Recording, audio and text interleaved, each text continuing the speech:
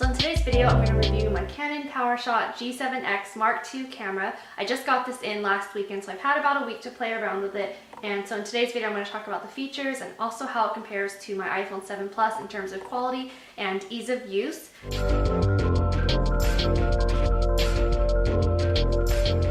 Now, currently this camera retails on Amazon for $649, but as you know, Amazon always fluctuates in their pricing. So yeah, I was able to purchase it actually for $100 less at Walmart.com through the company called TED Electronics. So it's not necessarily in store at Walmart where you would purchase it for this price, but if you go online, they would have a bunch of other vendors, I would say, who are selling this product. So you can search for the best price, and they also vary in terms of the bundle packages they offer. So for example, in my package, I was able to get a camera case as well as a 32GB SD card and a few other accessories. So yeah, just search around on their website and see which vendor works best for you. So for a few basics on this camera weighs 1.2 pounds. It has a flip 3-inch LCD touchscreen, which you can also get one of those glass screen protectors, and I'll leave a link below for the exact one that I got because it fits perfectly. It's really great. It has a 24 to 100 millimeter lens, which equates to as low as a f1.8 aperture. It's also Wi-Fi enabled. There's a button on the side that you push and you download this app onto your phone, and from there these products can correspond with each other, and you can easily send photos and video over to your phone so you don't have to wait. This camera is also great for shooting videos because it can shoot up to 1080p. So this camera is really great because it has this touch LCD flip screen. So if you're ever filming yourself or trying to take a selfie, it's super easy. You can even do the touch enabled screen, in which you just press the screen and you'll be able to take a picture or start recording. So let me just show you what this camera looks like.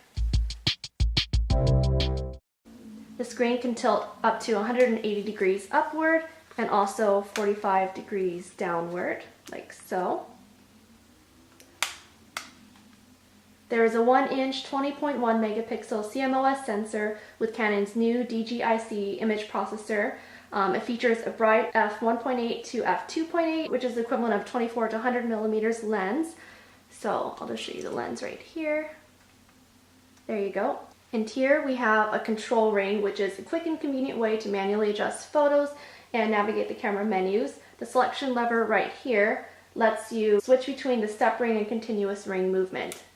The screen resolution of 1.04 million dots makes the virtually glare-free display ultra crisp and clear. Now, in regards to continuous shooting, you can shoot up to 8 frames per second. You can also shoot in RAW if that's what you wish as well.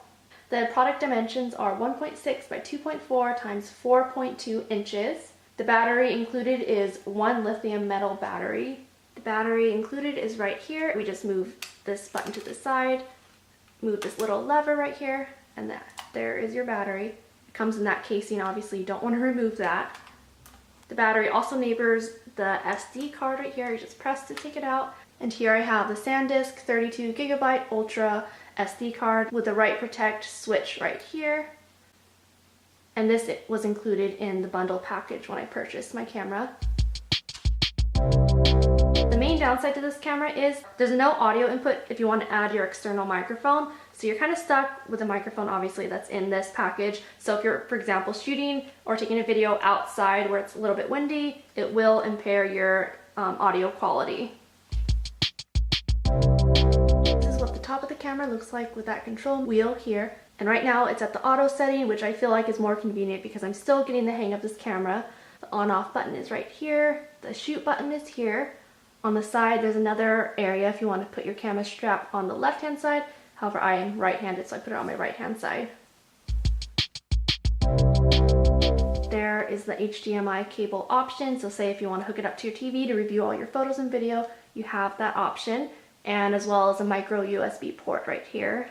And right here is the Wi-Fi button when you want to share photos from your camera onto your phone through the app.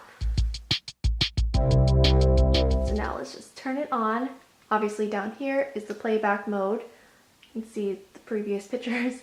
I have pictures of my dogs right here. So to delete a picture, it's actually quite a few steps, surprisingly. So here we go. Playback mode, menu, erase, select, push OK, push set again, and then you push menu to OK it. Erase. There we go. So it is a little bit lengthy in order to erase the image, so I think that is kind of a downside, unless you just want to erase all at once. So if you ever want to record a movie, you just push this little red button right here, and then you can see it kind of crops it off a little bit. That's because I have it set to the width ratio of 3:2, and the movie size is also set to 920 by 1080 and 25 frames per second. So it is pretty easy to use this camera without the use of a selfie stick, which obviously you would plug in right here. But yeah, so I'll show you what it looks like when you take a selfie. I'll show you the quality of the camera. And you can also do it in portrait mode. So I'm going to switch the dial right here to portrait mode. And then obviously that will give you more of a in-focus subject and a blurred background. So let's test that out.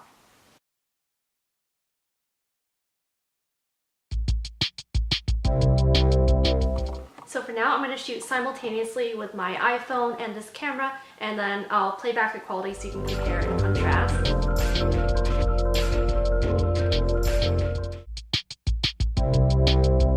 So here we have the charger for the lithium battery right here. You just plug it into your outlet, super easy. This part also detaches as well. My camera bundle also included this Series X carry case in the size small, which I think, yeah, it's good if you have a DSLR and want to carry lenses around, but obviously it's a little bit big for the G7X. And as well as the instruction manual, I just tore off the English portion. Here we have a lens and screen cleaning kit. We also have a high-speed card reader, card writer. I'm not really sure if I use these, but it's nice to have just in case. We also have this item, which I believe is for cleaning to get out any dust in the camera body. That's my guess.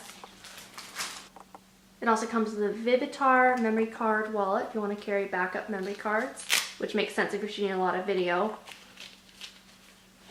And the last accessory is a long shoulder strap for this bag.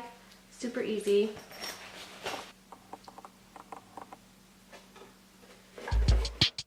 So now I'm going to demonstrate how to transfer a photo from your camera onto your phone. So like I said before, you're required to have the Canon Camera Connect app right here.